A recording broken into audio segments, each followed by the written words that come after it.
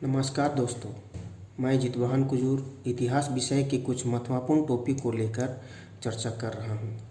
ये topic 12th class के chapter 10 से लिया गया है। ये टॉपिक है उपनिवेशवाद एवं ग्रामीण समाज। तो इसकी आज हम लोग भूमिका को चर्चा करेंगे। तो प्राचीन काल से भारत एक ग्राम प्रधान देश रहा है और ग्राम प्रधान देश होने के नाते भारत एक कृषि प्रधान देश है, क्योंकि भारत में कृषि क्षेत्र से बहुत ज़्यादा मात्रा में लोग बिलोंग करते हैं। यही कारण है कि यहाँ की जो संस्कृति है, यहाँ की जो आर्थिक संसाधन है परिपूर्ण है और यहाँ की जो कृषि संसाधन की जो अगर गुणवत्ता का बात करेंगे तो ये बहुत अच्छी है और अच्छी रहेगी। भारतीयों के कुटीर उद्योग जैसे और हस्तशिल्प कला का बात करेंगे तो इनकी जो गुणवत्ता है ये भी बहुत अच्छी थी, क्योंकि यही कारण है कि भारतीय रियासतों के दरबार का शोभा बढ़ाने में कुटीर उद्योग और हस्तशिल्प कला को बहुत ज़्यादा प्रयोग किया जाता था और शोभा बढ़ाने में ये चार चांद लगा देते थे।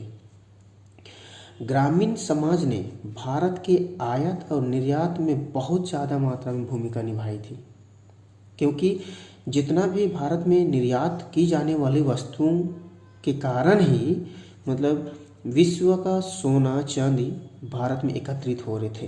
क्योंकि जो भी लोग विदेश से यात्री लोग आते थे, विदेश से व्यापारी लोग आते थे, यहाँ की जो भी हस्तशिल्प कला को खरीदते थे, कुटीर उद्योग से जो भी बनाया जाता था, निर्माण की जाती थी वस्तु को खरीदते थे, तो उसके एवज में वे लोग सोना चांदी इत्यादि देते थे। इनकी जानकारी हमें जैसे विदेशी यात्री Pliny, Ibn Battuta, Abdul Razzaq, Bernier जैसे लोगों से मिलती है। हालांकि अंग्रेज़ों से पहले जितने भी विदेशी व्यापारी आए भारत, ये लोग यहाँ पे अस्थायी रूप से बस गए और भारत के आर्थिक संसाधन का पुरजोर उपयोग किया और भारत का आर्थिक विकास को बढ़ाया।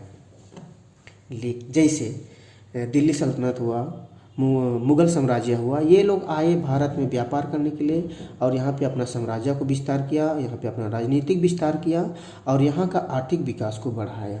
लेकिन जैसे 1600 ईस्वी में ईस्ट इंडिया कंपनी की स्थापना होती है और वे लोग भारत व्यापार करने के लिए आते हैं, तब उनका उद्देश्य था भारत में व्यापार करना और अपने देश की समृद्धि को बढ़ाना।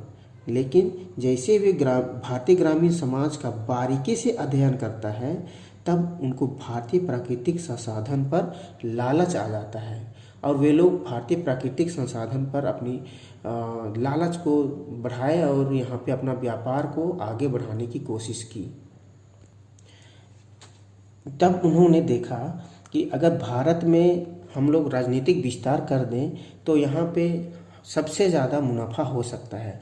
तब अंग्रेज़ों ने सोचा कि भारत में अपना राजनीतिक विस्तार किया जाए। तब उन्होंने क्या किया, 1757 में प्लासी का युद्ध और 1764 में बक्सर के युद्ध में विजय प्राप्त होने के बाद उन्होंने अपनी राजनीतिक विस्तार करना शुरू कर देता है।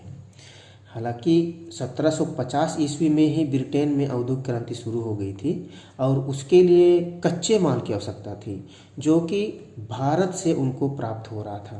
तब उन्होंने अपना उद्योग चलाने के लिए भारत को कच्चे माल का स्रोत बनाया और ईस्ट इंडिया कंपनी द्वारा भारतीय किसानों को कच्चे माल, कपास जैसे और नील इत्यादि उपजाने के लिए विवश कर दिया। स्टार्टिंग में उनको बहुत ज़्यादा मुनाफा दिया। जब भारतीय किसान यहाँ कपास उत्पादन करते थे, नील उत्पादन करते थे और विदेश यात्री इससे जब खरीदते थे तो इसको बहुत ज़्यादा मुनाफा देते थे। लेकिन बाद में इन्होंने कम दाम पर खरीदने लगे और उसको विदेश में जाकर तैयार करके फिर से भारतीय बाज़ार में लाकर दुगुना दाम में उसको बेचते थे, जो भी वस्तु तैयार की जाती थी उसको। और इस तरह से ब्रिटेन की कंपनी भारत पर अपना उपनिवेश कायम किए। इस प्रकार से भारतीय ग्रामीण समाज पर अंग्रेज़ों का उपनिवेशवाद कायम हो सका। Thank you.